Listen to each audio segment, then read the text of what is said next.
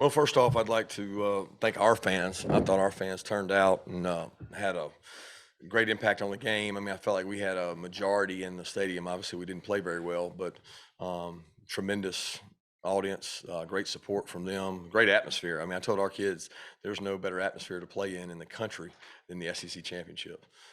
Just disappointed in how we played. Give Alabama a lot of credit. Give their defense and Bryce Young and their offensive skill players a lot of credit. They played really well, very accurate, explosive, and he's hard to get down on the ground, which caused us a lot of problems defensively. But we can't turn the ball over and give up 60 and 70-yard passes and expect to be successful. For the most part this year, we've executed well. We didn't execute well tonight, and that had a lot to do with them. So give Alabama credit, and we got a lot to work on. Stetson? Yeah, we just didn't play our best game today. They did. Can't turn the ball over. Just little mental lapses that can't happen that we're going to work on starting tomorrow, and hopefully get ready for whoever we play next. Nakobe? Yes, like the other two said, we didn't play our best game. Got a lot of work to do, a lot to work on, and I'm pretty sure we're gonna continue to work. Okay, we'll open for questions. Raise your hand if you have one, please. Right here, front row. Kirby, they hit the play in the middle to Jameson Williams and he broke. And from that point on, they just seemed to click there. Was there anything they were exploiting specifically with y'all?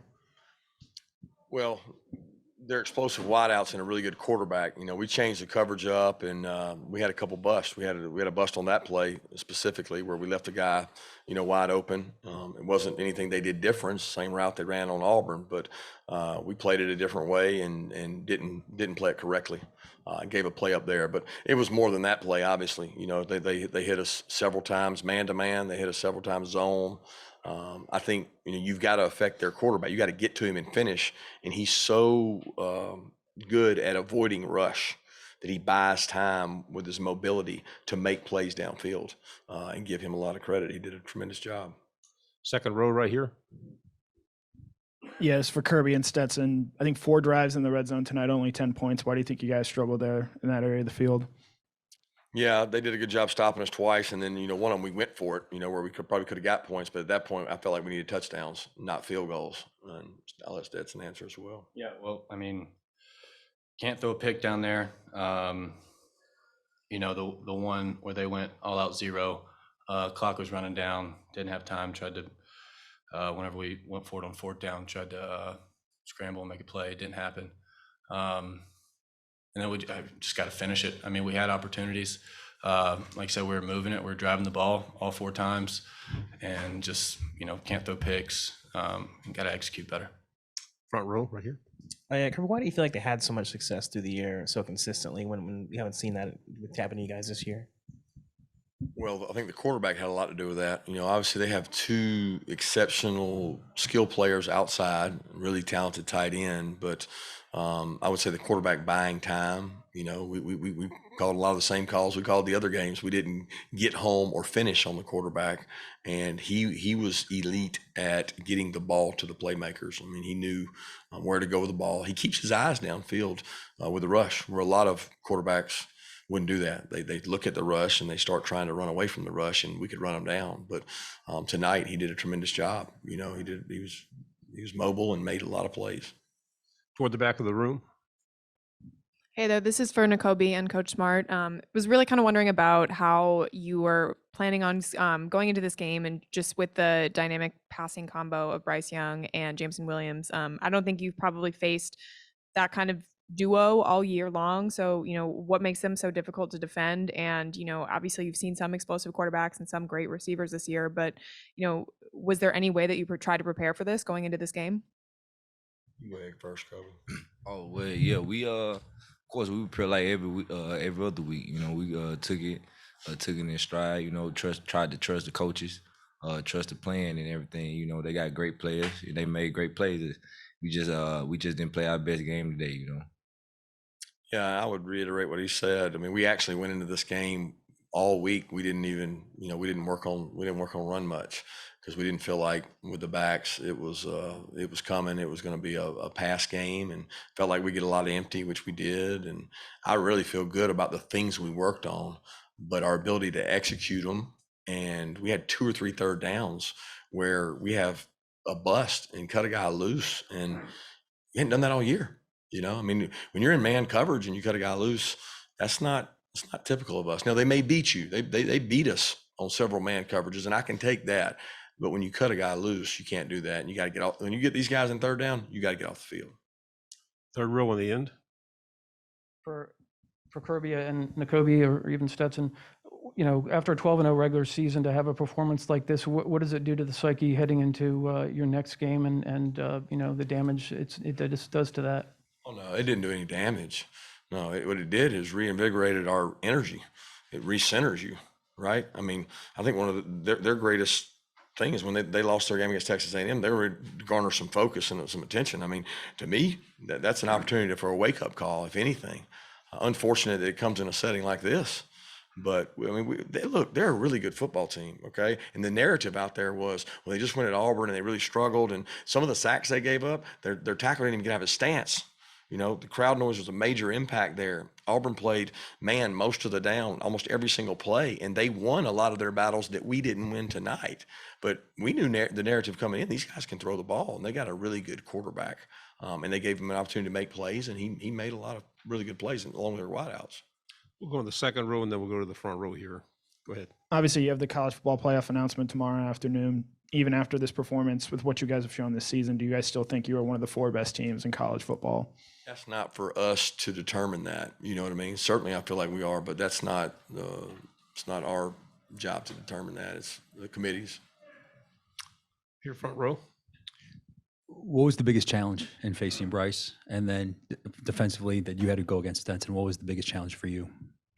He a great player. We knew that coming in. He was very elusive. He runs the offense well. He did a good job keeping his eyes downfield and avoiding our pass rush. And I feel like, the pass rush and the coverage got to work hand in hand. So him being able to keep his eyes downfield and make some certain throws, really helped him out. They're a really good team, recruit really good players. We move the ball. And just mental lapses. And when you do that, they make you pay. Several third downs, the 2 interceptions. You just can't have that versus a team of this caliber. And we had it, and they made us pay for it. Front row. Go ahead. 2 questions for Stetson. You referenced a couple picks you threw, and there was another one in the first half that was pretty close. I'm just wondering if you at all felt off at all tonight, or it was just a couple of mistakes, basically. Yeah, no, I felt fine. The first one was a bad decision. The second one, I didn't see the safety driving. And like I said, you can't have those 2 plays against players like this. And they made us pay for it. And Kirby, I understand Alabama scored 41 points tonight, but there's always debate about the quarterback situation. There's going to be debate about who should start in the playoffs. Can you just sort of address that and whether you think you have a decision to make about who starts in the playoffs? We have a decision to make every week at every position, but I have the utmost confidence in Stetson Bennett and think he did some really nice things tonight, but we go and reevaluate everything all the time. But, he played well, and it's tough environment we put him in defensively, and didn't, we have to be able to run the ball and have a little bit of semblance of balance. And I felt like there was times tonight that we were getting into a scoring contest because our defense didn't get stops. And you don't want to have to do that. But I certainly have a lot of confidence in Stetson, and I have a lot of confidence in JT too. Toward the back of the room on the left. Kirby, you talked all week about how quick Bryce was at getting the football out. I mean, do you credit to you guys not getting enough pressure on him to that, or do you feel like their front actually really did a good job of blocking up you guys? I'd be hard pressed to say without watching it. We got pressure at times, and he got the ball out. He escaped pressure and got it out. And there were times we didn't. We rushed 4 a couple times and didn't get any pressure, and he held the ball. One of those touchdowns, I felt like he held the ball forever. But you can't do the same thing every play. You got to pitch, and you got to mix it up. And Look, guys, I've seen a lot of good ones in this league. He's special, and you might play a quarterback that's talented, but you might not play a group of skilled receivers with that. It's the combination of the wideout group they had, at least those two guys, and him making some plays. I mean, he made plays with his feet. To the right, third row. For Coach Smart, during the week you said you'd have to figure out how your team would respond if you ended up in a close game. Were you surprised the way the game kind of snowballed in the second and third quarter? No, I wouldn't say surprised. I think there's a lot of comeback and fight to get the game back to where it was. We're driving down with a 14-point game and got a chance to score to make it 7. And I had a lot of confidence. We'd stopped them, I think, 2 or 3 drives in a row. We didn't want an onside kick. We said, let's kick it deep and stop them. We did it. We drove the ball down, and then we stalled out. So, I mean, there was a snowball. There was a period there where we didn't play well, but there's also a period there where we came back and had a chance to get it to a 7-point game, and we didn't do that. 2 final questions. First one right here. Go ahead, second row. Kirby, if y'all end up playing Alabama again, what adjustments do you think you'll have to make to give yourselves the best chance to win? I don't know that I can answer that right now. I'd like to review the tape and see it. I mean, the first answer would be, don't leave people uncovered.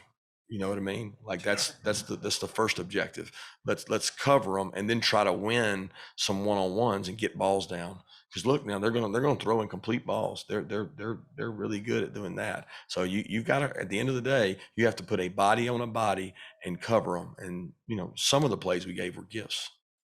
Final question, right side, fourth row.